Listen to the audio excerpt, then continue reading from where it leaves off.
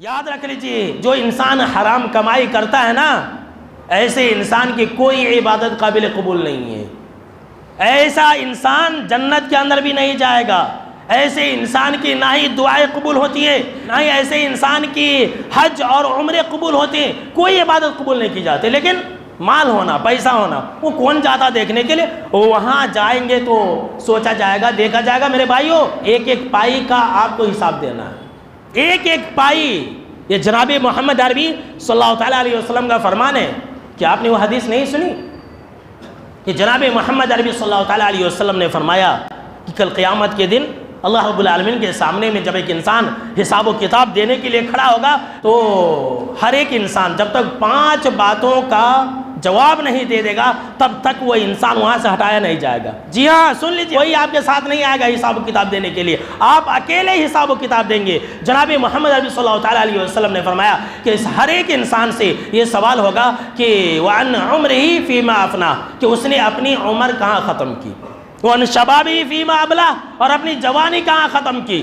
اور ہر ایک انسان سے یہ سوال ہوگا کہ اس نے جتنا علم حاصل کیا تھا اس پر عمل کیا یا نہیں کیا۔ آج دور ایسا ہے کہ انسان بس سننا چاہ رہا ہے، انسان یہ بتانا چاہتا ہے کہ میرے پاس بہت علم ہے، عمل کرنا نہیں چاہ رہا ہے۔ تو ایسے لوگ ہلاک و برباد ہوں گے جو علم حاصل کرتے لیکن عمل نہیں کرتے۔ چوتھی بات جو مجھے بتانی مقصود ہے، جناب محمد عربی صلی اللہ تعالیٰ علیہ وسلم نے فرمایا، اور ہر ایک انسان سے یہ سوال ہوگا، سن لیجئے، ہر ایک انسان سے یہ سوال ہوگا کہ کہاں سے پیسہ کمایا تھا۔ جی ہاں، سن لیجئے، ہر ایک انسان سے یہ سوال ہوگا۔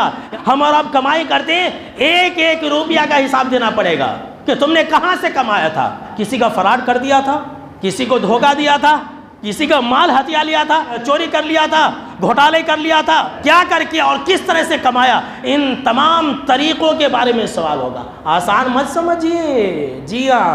اچھا، صرف کمائی کے بارے میں یہ سوال نہیں ہوگا، وَفِيمَا أَنْفَقُوا، کہاں کہاں خرچ کیا، اس کے بارے میں سوال ہوگا۔ یاد ہے آپ کو کل آپ نے شام میں کتنا خرچ کیا تھا، یہ آپ کو یاد نہیں ہوگا، لیکن ہمارا رب پورا گن کر کے رکھا ہے۔